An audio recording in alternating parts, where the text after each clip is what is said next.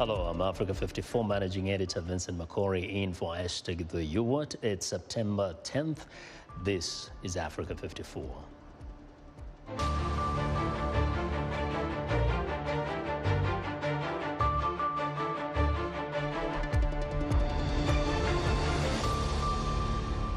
Tigray forces kill 120 civilians in Ethiopia's Amhara region.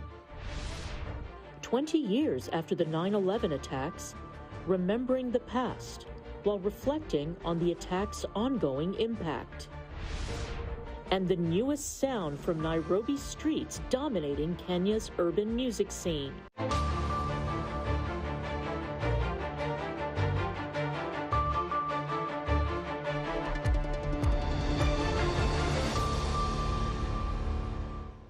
The conflict in Ethiopia continues as local officials say forces from Ethiopia's Tigray have killed 120 civilians as they advanced into neighboring Amhara region. The Tigrayan forces are denying any involvement. David Doyle has more. Rebellious forces from Ethiopia's Tigray have been accused of killing 120 villagers as they advanced into a neighboring region. It's the first such claim of Tigrayan forces killing a large number of civilians since they seized territory in Amhara. The allegation comes from local officials and has been rejected as fabricated by Tigrayan forces, who've been fighting the federal military since November last year. The killings are said to have taken place on September the 1st and 2nd in a village 6 miles south of the town of Dabat, according to a Dabat local administrator and a spokesperson for the nearby city of Gonda. This footage has also been provided by the Gonda city government. It purports to show graves and an interview with villager Wubet Fekramariam. He says the Tigrayan slaughtered people like New Year festival sheep until the village mobilized every able person to fight them back. Sunet Wubalem, the administrator from Dabat, said 120 bodies were recovered, all farmers, and that others were still missing. Chalachu Degnu, the Gonda spokesperson, said women, children and the elderly were among the dead. He said the area was now under the control of the Ethiopian Federal Army. In a statement, the Tigrayan forces denied any involvement in the killings and called for an independent investigation into all atrocities in the region. David Doyle of Reuters filed that report. The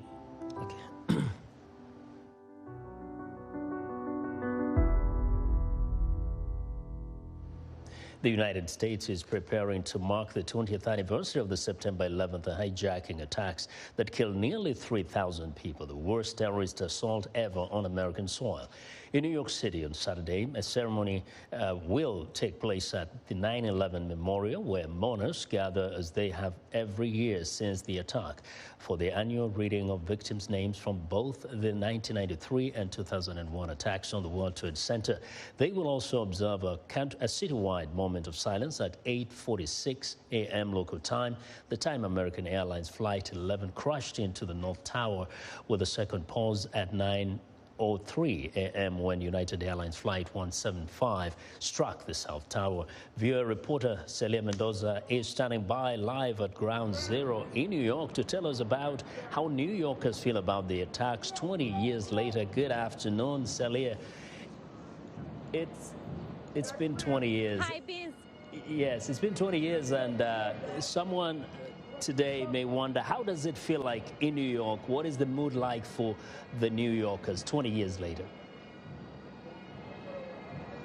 It's somber, but also hopeful that after 20 years, the United States has passed this chapter. One of the things that we have heard from people is that it's important that this is now history in the United States. A new generation has been born and raised after the attacks of September 11 here at Ground Zero. And the important part for them is that now the new generations are able to remember those that died here, and also the efforts made by the people that not only sacrificed their lives during that date, but that worked to make sure that everything got rebuilt in New York and other places around the country. Hope is one of the things that was most mentioned by people when coming here. And as you can see, a lot of them are still coming today, a day before the 20th anniversary of the attacks. And Yeah. Vince, the mood, it is one of celebration in terms of what is next for the country. Yes, now we know that attacks like those definitely create a sense of fear. What counter-terrorism measures have been taken to give that sense of confidence and safety to the New Yorkers? Everything changed after September 11, and one of the things that was created was the counterterrorism unit. The lead of that office, along the mayor of New York City, gave a message of security, saying that it's not an actual threat, an imminent threat that they have, but they are boosting out and getting more policemen in the streets. Technology is being used, cameras, security measures are being implemented to make sure that not only in Manhattan, but the rest of the bureaus are taken care of during this celebration. Something that is important is that people are coming to this location, and the authorities are just letting them know that they can be part of the solution if they see something, to say something, and to be alert in case of spotting something suspicious. Yeah, very quickly, what events are planned for this anniversary? We will have the reading of the names, and also the president will be here at the September 11 memorial site. Important because last year it was completely virtual due to COVID-19. And as you can see, the preparations are ongoing, practices and all the tests of what it will be tomorrow. You can hear it on the environment, and you can see people coming here. So it will be a celebration to remember them, but also to try to restart a tradition here in the city. Thank you very much, Celia. Viewer Celia Mendoza reporting live from Ground Zero in New York. Now let's turn our attention to Shanksville, Pennsylvania, where at 10:03 a.m. 20 years ago on September 11th, hijackers plunged United Flight 93 onto the ground. Viewers Ken Farabaugh is on the scene today in Shanksville, and he joins us now to tell us more about the commemoration activities and what it means to the people in Shanksville region. Ken, you were there years ago. Can you give us a sense of what you saw and what has happened over those years from your perspective? Well, when I was here on September 11th, 2001, this was simply a strip mine, an abandoned strip mine, a field of no particular distinction. And September 11th obviously changed that. I say to a lot of people who I talk about the story with, the events that happened here in Pennsylvania, it was the biggest story of my career, but on 9/11, it was the smallest story of the day, given everything else that was happening across the country. But it wasn't until the weeks and the months after the 9/11 terrorist attacks that the full story of what happened on Flight 93 became public, became known to a lot of people. And the general understanding is that Flight 93, the terrorists who hijacked that airplane, intended to crash it into the Capitol building in Washington, D.C. And so now the transformation over the last 20 years of this site, it's gone from a mine to a memorial, and it is the final resting place of 40 souls who bravely apparently took over the cockpit in order to take over the airplane from the hijackers. And ultimately, where the plane fell from the sky is the resting location right behind me here. And this is the site now that is a memorial and also a cemetery. Yeah. Now, most people may not have even heard of Shanksville. What has this meant to the community in general, besides just the memorial being there? Well, interestingly enough, right before we did this talk with you, Vincent, I happened to just pass by an elderly couple that was here, and they asked me for directions on where they should go to see the site here. And they happened to tell me that they were among the first people that actually came to this site on 9/11. They heard the explosion, they saw the smoke, they came here, the trees were on fire. This is the first time they have been to this site since 9/11. They haven't decided to come here before, but obviously this is a site of prominence for them. It dramatically transformed the landscape around where they live. This is now a top tourist attraction, a top destination to visit while coming to this region. And for this elderly couple that was here to see what this looks like now, some 20 years after they were here on the events that unfolded that day, for them it's dramatic. But it also put their town on the map. I mean, a lot of people didn't know about Stoystown or Shanksville, Pennsylvania. Now they do. And what is planned for this anniversary in Shanksville? So right now there is quite a bit of activity here. There are, several hundred people that are visiting the site today. Because of COVID-19 concerns, the commemoration event on September 11th in the morning is going to be closed to the public. But former President George W. Bush, Vice President Kamala Harris, they both plan to attend the commemoration event here September 11th in the morning. And then once the commemoration event is over, this site will open back up to the public at around noon on September 11th. Now, before that, on the evening of September 10th, tonight, there will be a luminara or a candlelight vigil in which it'll be a dramatic sort of honoring of those 40 souls on that airplane that gave their life. Thanks, Ken. Good to see you looking as young as you looked 20 years ago. That's VOA's Ken Faribault reporting live from Shanksville, Pennsylvania. Well, now we turn our attention to the Pentagon, the U.S. military headquarters in Arlington, Virginia, near Washington, D.C., where on 9/11, American Airlines Flight 77 slammed into the massive building, killing all 64 people aboard, including 6 crew members and the hijackers, and another 125 in the building.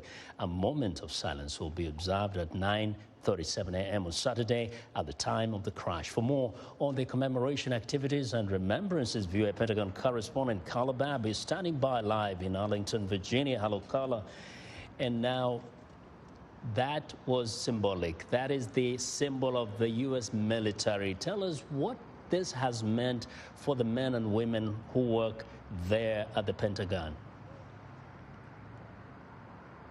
Well, for the men and women at the Pentagon, it forever changed their lives. I mean, even if they were not at the Pentagon, everybody in the military was affected because these terror attacks that happened 20 years ago tomorrow, these attacks started a war that the United States just ended and just got out of Afghanistan days ago, less than 2 weeks ago.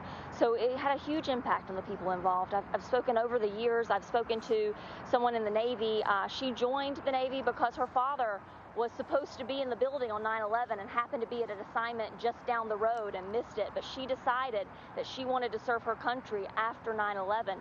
I spoke just a few days ago with soldiers from the 10th Mountain Division. They were among the first, 20 years ago, the 10th Mountain Division was among the first to go to war in Afghanistan after 9/11. Their soldiers 20 years later being among the last to return. And more than half of them that were on the plane either weren't born or had no remembrance of that terror attack when it happened, but it forever changed their lives as well. And now, we know that these commemorations have happened every year. What is particularly significant about this year, the 20th anniversary? Well, of course, the obvious is that we are no longer in Afghanistan. The U.S. is no longer at war in Afghanistan. They went to Afghanistan in 2001 to target al-Qaeda, the terror group that was responsible for these attacks, and also to ouster the Taliban. The Taliban had harbored al-Qaeda. And the interesting thing is now, and the hard pill to swallow for so many in the military, is that 20 years later, the Taliban is back in power, and they have shown no interest in breaking the ties with al-Qaeda. They have said that in promises to the United States, but they haven't followed through. And so a lot of people will be looking in the coming days to see if Afghanistan once again becomes a safe haven for terror groups who want to strike the United States at home. Now, Carla, quickly, what can we expect to see in terms of the events of this anniversary? Well, tomorrow, just as every year, there will be an American flag unfurling at sunrise over the area that was struck on 9/11. There will also be a memorial service starting about 9 o'clock to honor those who were killed during the attack at 9:37. They usually hold a moment of silence. That is the moment where the plane struck the building. And the Secretary of Defense will also be presiding over that. At the end of the day, the President, who you have reported on, he will be at the other locations throughout the day. In the evening, afternoon time frame, he is going to come to the Pentagon and lay a wreath to remember those who died as well. Carla, thank you very much. VOA Pentagon correspondent Carla Babb reporting live from Arlington, Virginia. Now, in 2002, VOA's Ken Faribault, then a reporter for the U.S. military, visited Afghanistan in the early stages of America's 20-year presence in the country. With the U.S. military engagement now over, Faribault follows up with people he met in those early years to discuss the U.S. withdrawal and the mission's legacy. Lawrence Taylor worked as an air traffic controller in San Jose, California on September 11th, 2001. Just 4 months later, he was among the first uniformed members of the military on the ground at Bagram Airfield in Afghanistan. When we showed up, the tower itself, it wasn't in the best condition. The floor was all damaged. The ceiling had a mortar hole in it. We came here with basically nothing, and we set up an air traffic control facility from the ground on up. The last place Master Sergeant Taylor expected to find himself. When I first met Taylor in May of 2002, serving with the U.S. Air National Guard in Afghanistan, flight operations at Bagram Airfield had picked up pace as about 7,500 service members were deployed to the country. Most serving at the time of my reporting assignment for the American Forces Network were part of Operation Enduring Freedom, the military's official name for the mission to eliminate the al-Qaeda terrorist network that used Afghanistan as a haven to launch attacks. As a Guard unit going out and doing this stuff, this is the first time that we've ever done this. Negative contact, 2-way comms with traffic. Steve Hutcherson was working the radar system at an aviation facility in St. Joseph, Missouri during the September 11th, 2001 terrorist attacks. How's our flash doing? Is he getting ready to launch? When I visited him in a radar trailer near the flight line of Bagram Airfield in 2002, he had been in country nearly 5 months. You're a part of it. You're not just watching it on TV and now you're over here and actually, part of, getting things straightened out. I don't know, it's a pretty patriotic thing. Hutcherson's first combat deployment wasn't his last. Was home for about 6 months, and then we got the call again, and we got to go over to Iraq and spend a little bit of time over there. It wasn't hard to track down Hutcherson 19 years after we first met. He still works for the same air traffic control squadron in Missouri he deployed with in Afghanistan and Iraq. Only now, he's a civilian with the unit after retiring from the Air National Guard. People in now, they've known nothing but Afghanistan, and nothing had really changed since when we first went in there and we took control of the areas and everything. Hutcherson says he wasn't surprised by the rapid advance of the Taliban in regaining control of Afghanistan. I would have been more surprised if we watched the news and saw the Afghan army fighting the Taliban. That would have shocked me much more. But Hutcherson doesn't believe the end result changes the success of the mission. The mission was to stop another 9/11 style attack. And it's been 20 years since it happened, and we haven't had one. And really, honestly, I don't think most of us think about terrorism anymore. We're so divided right now amongst ourselves that we've forgotten about international terrorism. For me, it was more personal than political, just because of the fact that I felt like I had an obligation to do something, and that's why I was there. 19 years after I met him in the control tower at Bagram Airfield, Taylor invited me to visit with him at his suburban Chicago home. I think when I showed up there, it might have been a little over 100, but when I left, I think there might have been about 8,000 people, maybe 9,000. Taylor served in Afghanistan for almost a year, also later deploying to Iraq. This was the unit, the F-15 unit out of Oregon. Before retiring, he received one of the highest honors in the U.S. Air Force, the Air National Guard Senior Non-Commissioned Officer of the Year Award. Today, he works for the Federal Aviation Administration, or FAA, and watched the fall of the Afghan government and the loss of U.S. strategic resources, including Bagram Airfield, unfold in recent weeks. I thought we'd be there forever. Taylor says the current circumstance in Afghanistan does little to change the way he views how he and his fellow military members served their country. Me, I'm glad I got to go. At the time, I think it was worth it. I still do, but I'm sure I would get a good argument from a lot of people. It's an argument that policymakers, politicians, historians, and voters will also debate for decades to come, as the U.S. involvement in Afghanistan closed amid the chaotic and dangerous evacuation of tens of thousands of U.S. citizens, troops, and their allies at the Kabul airport. Kane Fairbaugh, VOA News, Chicago, Illinois.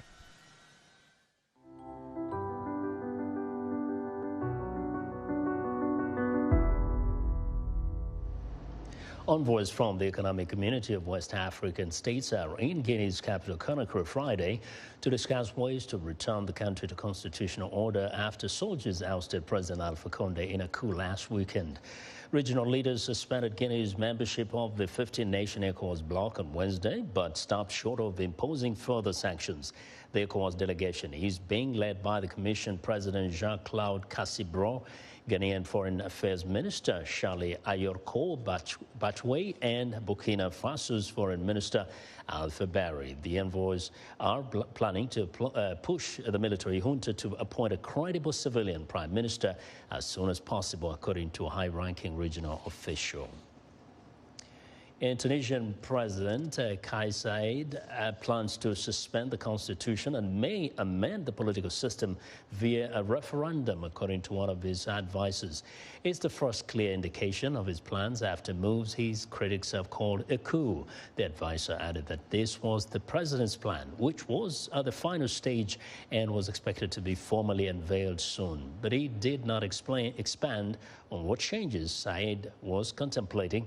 More than 6 weeks after Saied seized governing powers, dismissed the prime minister, and suspended parliament on July the 25th, he has still not appointed a new government. As the United States continues to deal with the spread of the highly transmissible COVID Delta variant, President Joe Biden announced sweeping new vaccine mandates as part of a multi-pronged push to end the pandemic. White House Bureau Chief Patsy Widakuswara has our report. The Delta variant continues to kill thousands of Americans each week and overwhelm hospitals. As part of a renewed push to end the pandemic, new vaccine mandates have been announced for employees of large companies, healthcare staff, and federal workers by President Joe Biden on Thursday.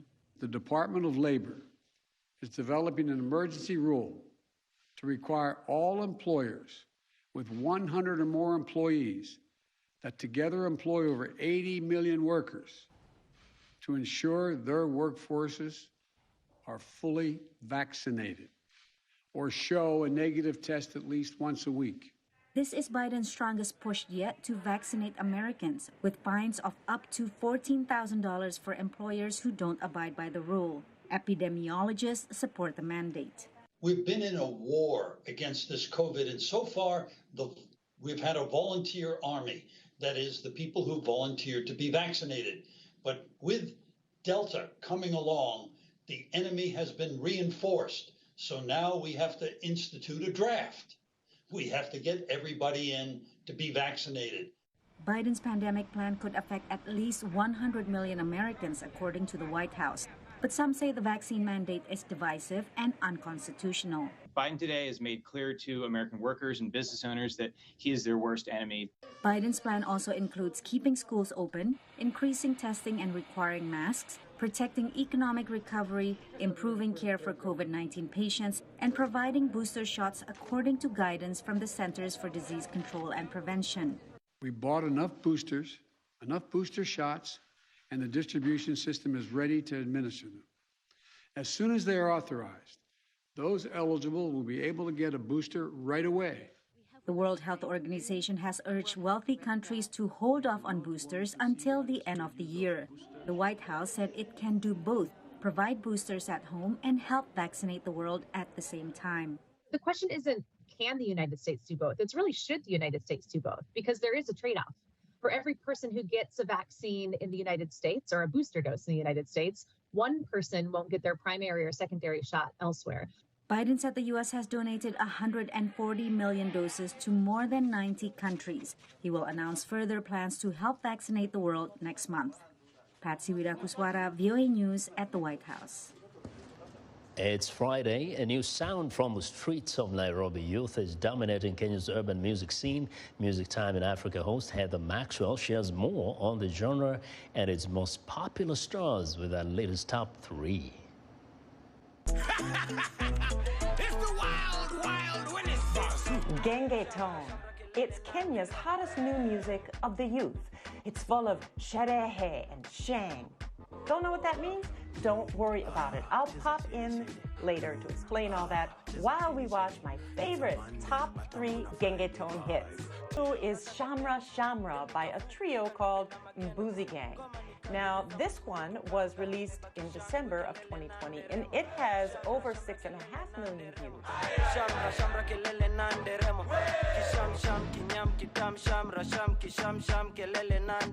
It also features Meja, who is, by the way, the godfather of Gengetone music. He's in almost every Gengetone music video or song since the genre emerged in 2018. He's in the next clip, too.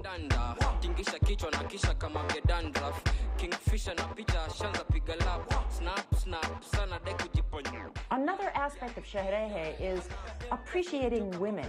That's a big theme in Gengetone. It's often explicit, but not always, like with these top three.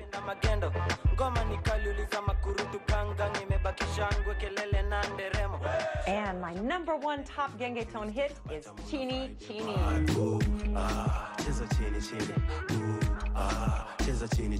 It's by 5-member crew based out of Oslo, Norway called Matata. It also features Meja. Now this clip was released just in August 2021 and it has nearly 2 million views already.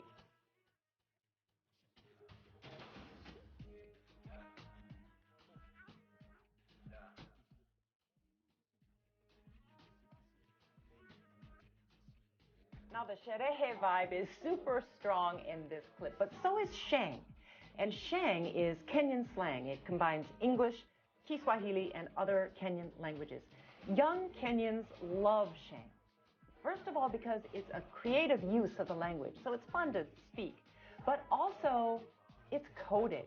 So say I'm a kid, and I'm sitting in the living room with my mom, we're listening to a Gengetone song, and she does not understand what people are saying in the song, but I do, because only my generation understands it.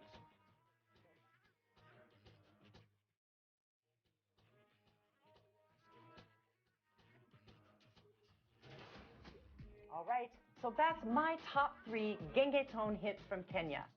I'm Heather Maxwell. See you next time.